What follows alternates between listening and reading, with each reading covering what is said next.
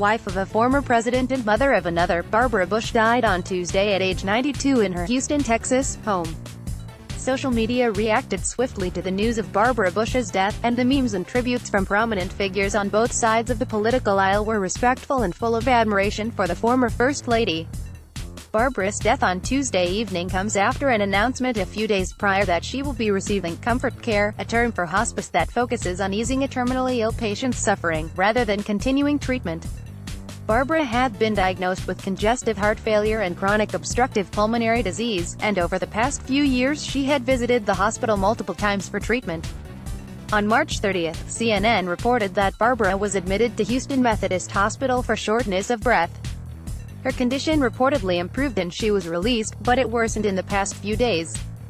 While announcing that she would be focusing on comfort care on Sunday, the Barbara family spokesperson said, "It will not surprise those who know her that Barbara Bush has been a rock in the face of her failing health, worrying not for herself thanks to her abiding faith, but for others." With the former First Lady's passing on Tuesday, people on all ends of the political spectrum have come forward with tributes to her role in her family, as well as her work in advocating for literacy. Mika Brzezinski, an MSNBC host, tweeted that Barbara's life has always been a shining example of how a woman can be both loving and tough. Sean Hannity, one of Fox News' most prominent anchors, called Bush a wonderful, strong, funny and amazing human being. Many politicians also expressed their condolences to the Bush family and sang their admiration for the former First Lady. Ronna McDaniel, the GOP chairwoman, paid tribute to Barbara's immeasurable kindness and generosity as First Lady, mother, wife, grandmother, and great-grandmother. Former Secretary of State Madeleine Albright also tweeted about Barbara, calling her a woman of incredible determination, wit, and compassion who embodied America's best values. Former President Bill Clinton tweeted his and Hillary Clinton's condolences to the family. Their statement read, "Barbara Bush was a remarkable woman.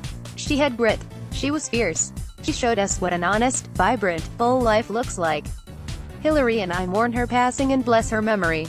Barbara was also remembered as a champion for women's health. Planned Parenthood Action Fund also tweeted about Barbara, praising her legacy for women's health.